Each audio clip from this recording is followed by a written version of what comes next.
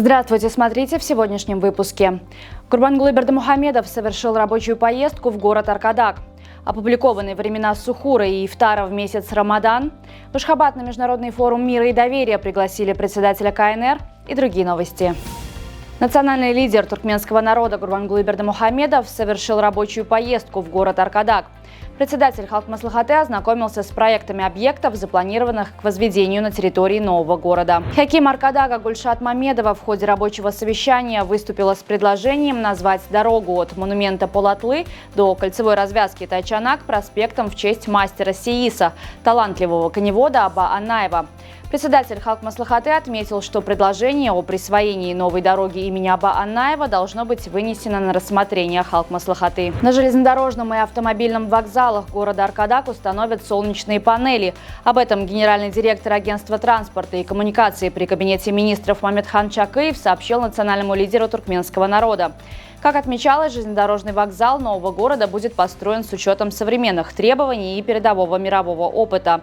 При этом управление всей системой комплекса, контроль его работы будет осуществляться на основе инновационных технологий. Национальный лидер туркменского народа, председатель Халк-Маслихаты Гурбангулы Бердымухамедов в ходе рабочей поездки в город Аркадак одобрил запуск в умном городе высокоскоростного интернета технологии 4G+. Туркменистан приступает к внедрению технологии 5G. Первая сеть нового поколения будет развернута в городе Аркадак. Об этом стало известно в ходе рабочей поездки национального лидера в управление связи города. Для тестирования технологии уже установлены базовые станции производства китайской компании Huawei. Сеть 5G обеспечит высокую пропускную способность передачи данных и позволит подключать сотни тысяч устройств на площади в 1 квадратный километр. Новая технология будет использоваться для управления системами умного города и умного дома. Президент Туркменистана Сердар Бердымухамедов поздравил императора Японии Нарухито с днем рождения.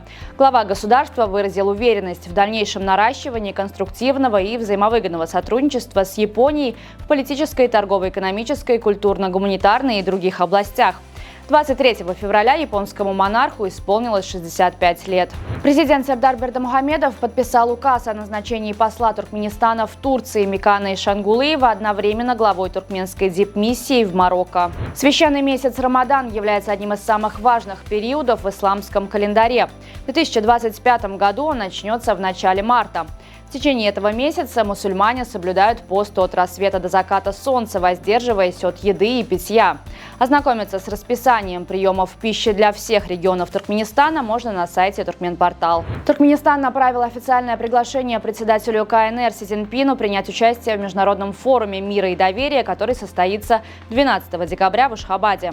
Форум приурочен к двум значимым событиям – провозглашению 2025 года Международным годом мира и доверия по инициативе Туркменистана и 30-летию постоянного нейтралитета Туркменистана. В марте в Ашхабаде планируется ввод в эксплуатацию новых многоквартирных домов в жилом массиве Парахат-7 и Безмиинском Итрапе. Среди них специализированный дом для людей с ограниченными возможностями и граждан, нуждающихся в социальной поддержке.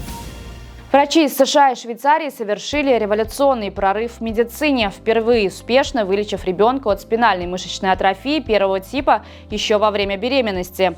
Результаты этого исключительного случая были представлены в престижном медицинском издании New England Journal of Medicine. Международная группа ученых провела детальные исследования необычной экзопланеты Тилос, расположенной в 880 световых годах от Земли. Планета демонстрирует одни из самых экстремальных климатических условий среди всех известных науке небесных тел. Исследования позволили создать трехмерную модель атмосферы Тилоса. Ученые обнаружили уникальные атмосферные явления. На планете идут дожди из расплавленных металлов, а сверхзвуковые ветры, самые быстрые среди всех известных экзопланет, разносят облака из железа и титана. Футболистам Аркадага вручили трофеи и медали за победу в Кубке Федерации футбола Туркменистана. Трофей из рук второго заместителя председателя Федерации футбола Туркменистана Назара Чолиева и генерального секретаря ФФТ Сердара Гельдыева получил капитан Аркадага Ахмед Атаев. Подопечные Владимира Байрамова завоевали 6-й трофей за 2 года. Ранее команда дважды брала золото чемпионата, дважды кубок и 1 раз суперкубок. В марте Аркадак встретится с индийским клубом Ист Бенгал в четвертьфинале Лиги вызова АФК. Матчи запланированы на 5 и 13 марта. Серебряные и бронзовые медали Кубка Федерации футбола Туркменистана достались Ахалу и Мерву соответственно. Торпедо Белас одержала победу над Дзержинским Арсеналом в товарищеском матче. Встреча, прошедшая в Минске, завершилась со счетом 3-1. В составе победителей первым голом отличился полузащитник сборной Туркменистана Теймур Чарыев. Чарыев забил первый гол за Торпедо Белас после перехода из киргизской Абдышаты текущей зимой. Полузащитник попал в стартовый состав команды и был заменен на 91-й минуте. На сегодня это все. Желаю вам хорошего завершения дня. Увидимся завтра. И не забывайте, что Туркменпортал – ваш самый надежный источник новостей.